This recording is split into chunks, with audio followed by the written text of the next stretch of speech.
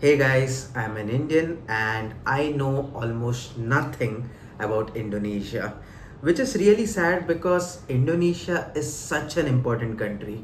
It is the fourth most populous country in the world.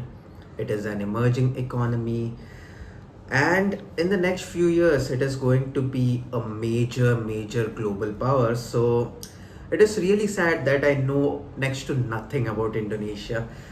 So I wanted to correct things today. I decided that I should learn a bit about such an important country. So I decided to watch a video from Geography Now, and it is obviously about Indonesia. It will at least give me the basics about this important country, and hopefully I'll be less ignorant by the end of this video. So yeah, let's go. Before starting this reaction, I want to give credit to the original creator, which is again Geography Now.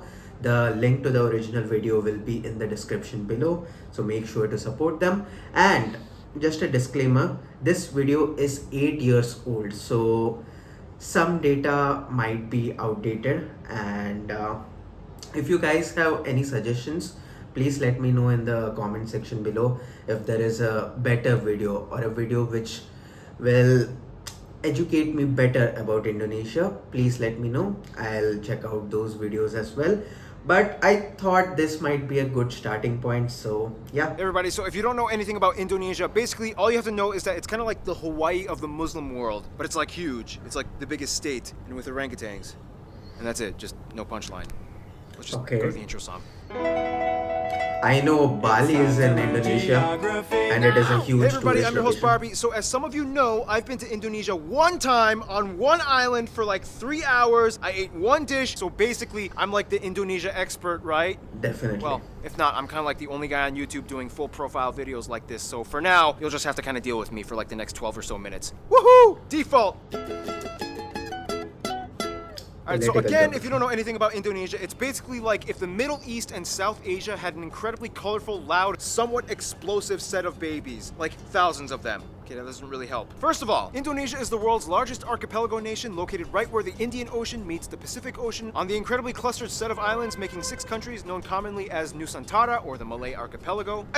Indonesian Archipelago. Sure, whatever makes you happy. Indonesia actually has land borders with 3 of these countries, East Timor, Papua New Guinea, and Malaysia, on the biggest island, Borneo, or Kalimantan, which is one of the world's only 2 triple split nation islands. I am so ignorant about Southeast Asia. I did not know that Indonesia and Malaysia were neighbors. The other one being Cyprus. Although technically if you include the UN buffer zone, it's kind of like 4 entities, but the UN isn't a country, whatever, just watch the Cyprus episode. The country is divided into 34 provinces, 5 of which have special administrative statuses, with the capital and most populous city, Jakarta, located on Java, the world's most populous island with nearly half of the entire population of Indonesia in it. The largest cities after Jakarta are Surabaya and Bandung, both located on Java Island, and Medan, located on Sumatra. Jakarta Soekarno-Hatta International, Bali's Ngurah Rai International in Despansar, and Surabaya's Juanda International. Now here's where things get a little speculative. Today, there are still arguments claimed as to exactly how many islands Indonesia has. The National Coordinating Agency for Surveying and Mapping says Indonesia has about 13,500. The National Institute... 13,500, 18,300. I knew Indonesia had a lot of islands because I've seen it on a global map. So I thought it might have 100, 200 islands, but this is crazy. Of Aeronautics and Space Agency says that it has about 18,300, whereas the Indonesian government claims about 17,500. But wherever the point is, there's a lot of them. Over 8,800 have names, and over 900 of them are permanently inhabited. That is stunning though. That picture.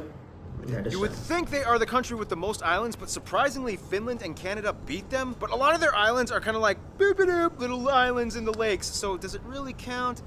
I guess. Now let's talk about the 5 special administrative provinces. They are Aceh, Yogyakarta, West Papua and Papua, and the capital Jakarta. Now, no surprise, the capital Jakarta acts as its own political entity. Lots of countries do that. But what about the others? First, Aceh. Aceh is kind of like the black sheep of Indonesia. It's the only province in which Sharia law is fully implemented. Also, they kind of have like a ton of oil, so yeah, they've kind of asserted a very independent ideology that sets them apart as autonomous from the rest of Indonesia. Then you have Yogyakarta, which is the only region that is still governed by a pre-colonial monarchy. monarchy, the Sultan of Yogyakarta, who acts as a hereditary governor. Otherwise, we get the two Papuas, which collectively used to be the province called Irian Jaya, but then in 2003 they got split into two. Basically, this is the place that has the least in common with the rest of Indonesia. It has a culture and background closer to their cousins across the border in Papua New Guinea. So then why is this part of Indonesia? Well, long story short, Indonesia was basically like, well, now that we have our full sovereignty, we get everything that the Dutch colonized. But the people of Papua were not too happy, so then Indonesia was like, all right, we'll give you a vote to stay or leave. However, we would strongly implore you to make the right decision. So they voted to stay in. A lot of people complained. There's still some current opposition, and to this day, the area has a relatively high level of autonomy, and the government kind of just leaves them alone except for when it comes to mining for resources. Oh, and the South Maluku area also kind of has like an independence dispute thing kind of going on, but the major opponents to the Indonesian government are primarily I guess every big country has issues like this. Some communities are not happy, there are some boundary issues, land issues. So I guess it is common across the world. based in the Netherlands. Then you have the strange Riau Islands, which look like they should belong to Malaysia, but they don't, even though they have a strong Malay-derived culture. Then you have the Ambalat Sea Block, which has a ton of oil that both they and Malaysia argue over. So that essentially covers most of the administrative divisions of Indonesia. Some of the most notable spots of interest in Indonesia might include the National Monument and Museum, Royal Keraton na Yogyakarta Palace, Ratu Boko, the Magelang and chicken-shaped churches, Borobudur, disputably the I'm just admiring the beauty of these locations, but it is strange that almost everybody in India who decides to go to Indonesia, they just go to Bali. That's it. So there are so many like beautiful locations. I guess it is difficult to travel around in Indonesia because there are so many islands and stuff. the largest Buddhist temple in the world, Maimun Palace, the Taman Sari Underground Mosque, the Equator Monument, the Pura Ulun Danu Bratan Lake Again, this is stunning, absolutely beautiful. temples. Yeah, try to say that 5 times fast. Pura Ulun Danu the Batan Lake. Let me try. Pura Ulan Danu Bratan. Yeah, I did not do much better than. The Millennium Bridge, the Sacred Monkey Temple, the Hellmouth or Elephant Cave, the 7-story pagoda of Cebu, the is smoked also mummy beautiful. villages of Aikim and Jiwika in Papua. Or if you're lazy, you can just go to the Taman Mini Indonesia Indah Park, which kind of has like a bunch of replicas of all the famed sites in Indonesia. Oh, and keep in mind, there's Dutch colonial style buildings all over, too many ancient temples and pagodas to list. And no matter how many buildings and landmarks are built, they will never compare to what Mother Nature has done. Which brings us to...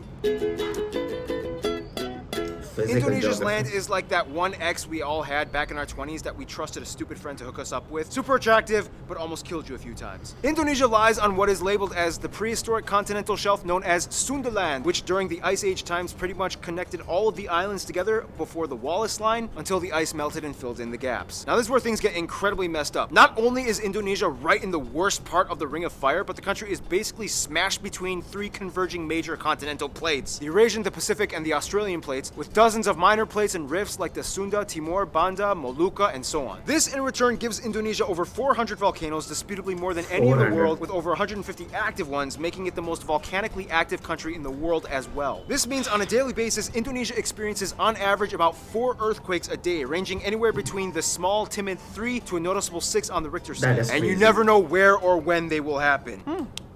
Impressive. Nonetheless, volcanoes can be a good thing, especially when concentrated close to the equator, as the warmer, humid climate allows moisture and minerals to coalesce, creating some of the most fertile land on the planet. This is why places like Hawaii and Iceland are so radically different despite both being volcanic islands. In the end, Indonesia got blessed with a flourishing abundance of flora and fauna, the second highest concentration in the world after Brazil, many of which being endemic species like the Rafflesia arnoldi and the Titan arum, the largest flowers in the world, which each smell like rotting corpses. And at over 180, they also have the highest concentration of mammals out of anywhere in the world. Nonetheless, the national animal is actually a reptile, the largest in the world at 3 meters long. The Komodo dragon? That is interesting. I did not know that Indonesia's national animal was Komodo dragon. But I knew almost nothing anyways, so not surprising. famous Komodo dragon, which you can find a bunch of on Komodo Island, which is where they get their name from, and they can kill people.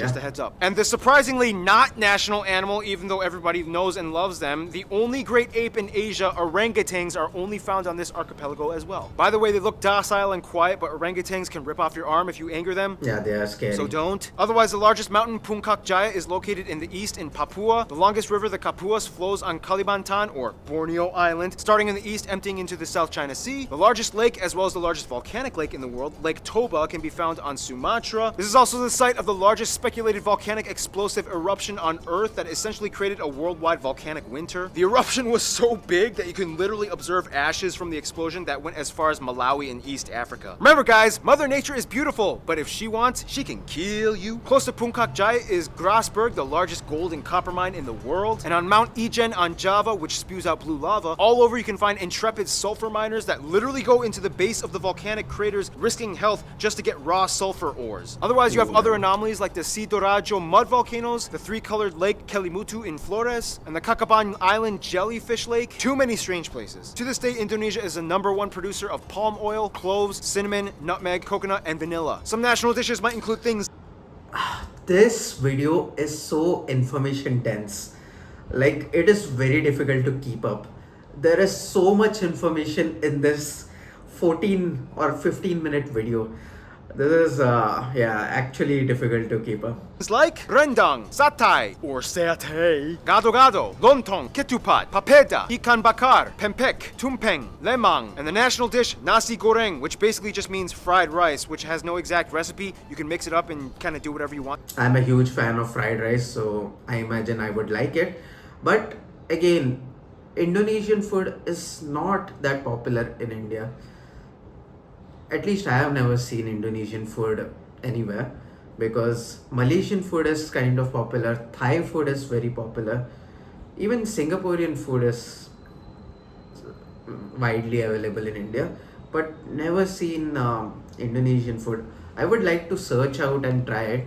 If you guys enjoy my reactions, maybe one day I'll bring a food dish from Indonesia and then try it on camera, and you guys can see my reaction. That would be interesting. But let's see if anybody watches this video in the first place, then maybe. To it. Oh, and keep in mind, Malaysia might argue that some of these dishes belong to them, but that's a whole other story tied in with history and culture. We got time. Why not talk about it?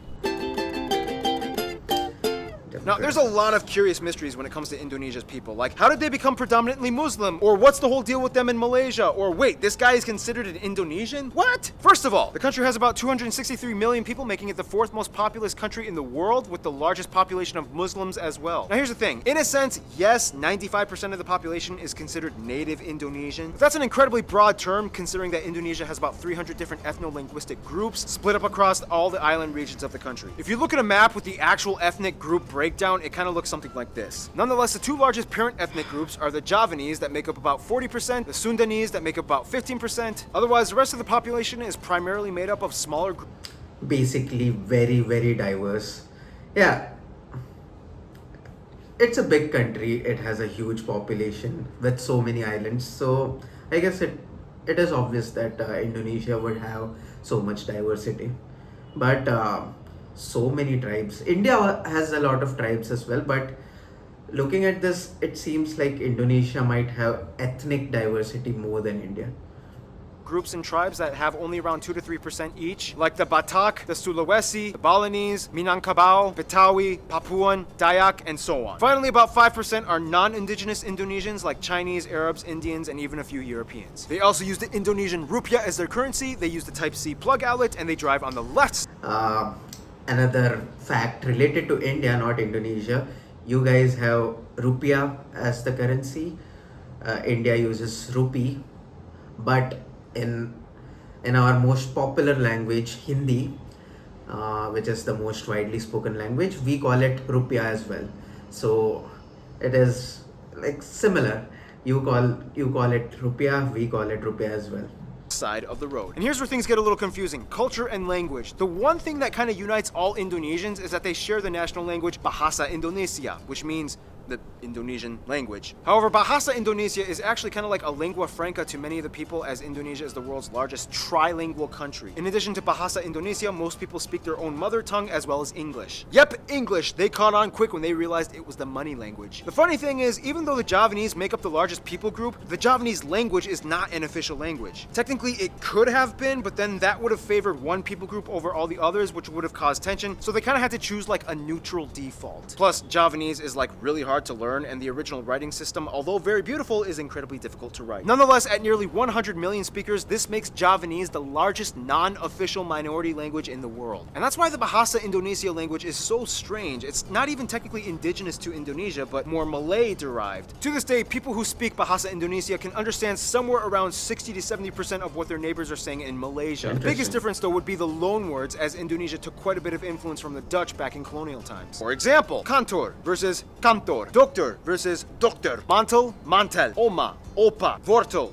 wortel. Speaking of the Dutch, quick history lesson. Hindu kingdoms, Buddhist kingdoms, Islamic kingdoms. The Portuguese come in quickly, but then the Dutch flock in. Japan comes in for a couple of years and decimates a huge chunk of the population. Independence, Republic, the Suharto years. Controversial incidents and fights with ethnic Chinese, Timorese, and Papuan peoples. Suharto falls, Reformation period begins, and here we are today. In Indonesia, all citizens are required to register under one of 6 recognized religion categories: Islam, Protestant, Catholic, Hindu, Buddhist, and Confucianism. If you don't identify with either, then sorry. Prior to Islam entering around the 13th century, Indonesia was actually primarily Hindu and Buddhist. It's disputed on how exactly Indonesia became prevalently Muslim. Some people will say that it's because of the Arab traders that came by in the early first millennium. Others will say that maybe it had to do with the Malacca Sultanate conquest that fought against the Hindu and Buddhist kingdoms. And the truth is, both might be right. Inevitably, Bali became like the last sort of haven for whatever Hindus were left. The eastern Nusa Tenggara region and the Papuas remained predominantly Christian, as the Dutch.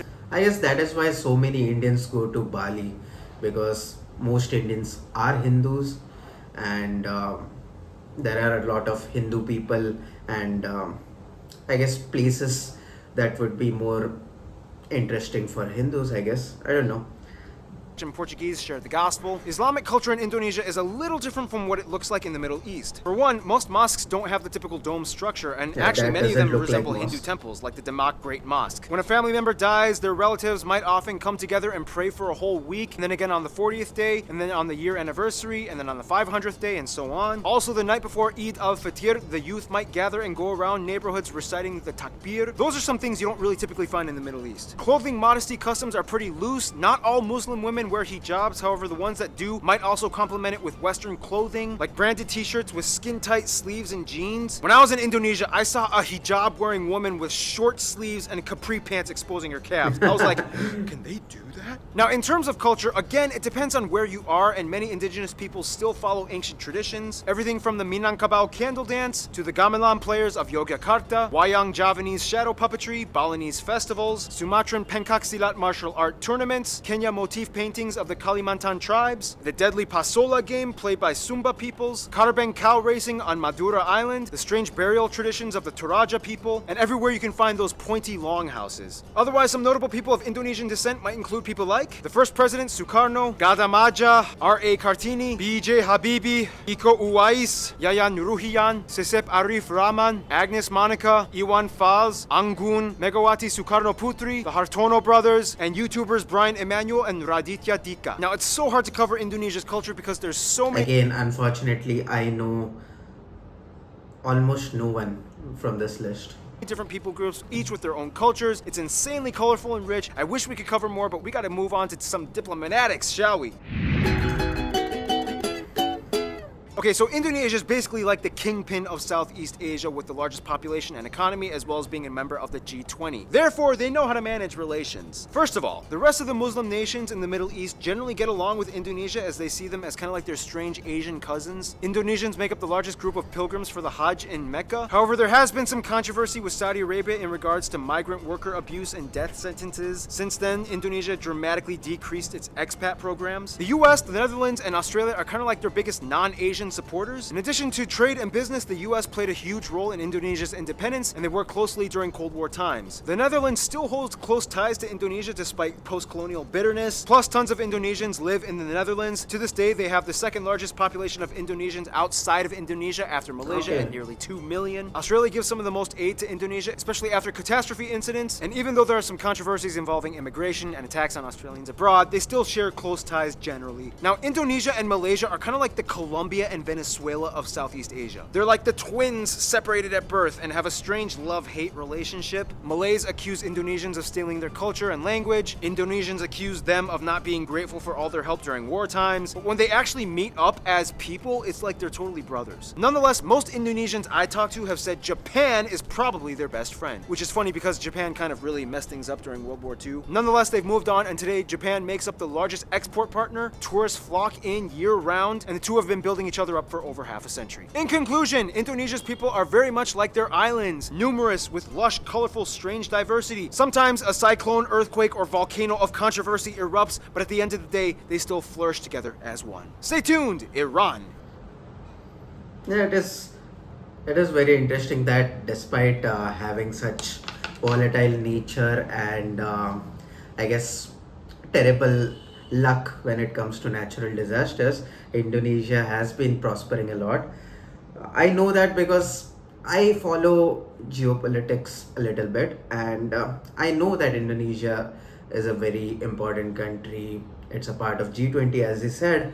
So I know Indonesia is emerging, and that is why I felt very sad that I knew nothing about Indonesia. Now I know maybe 1%.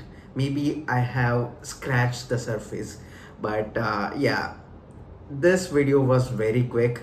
It really put in a lot of details about Indonesia in a very short format. So please let me know in the comments if you have any suggestions. I can maybe learn in small parts, or maybe I can watch a video about like 10 top 10 facts about Indonesia. Yeah, or maybe I can learn more about specific regions like Jakarta, or maybe yeah, I can learn about popular people in Indonesia. I want to really dive into the culture of Indonesia and learn about it as much as possible. So I hope you guys liked my reaction. If you show support by clicking the like button, that would be amazing. And yeah, that would encourage me to keep posting videos about Indonesia. But that's it for this video. Make sure to subscribe as well. This is a brand new channel and this is the first video I'm posting, so please show some support, and hopefully you enjoyed. I'll see you in the next video. Bye bye.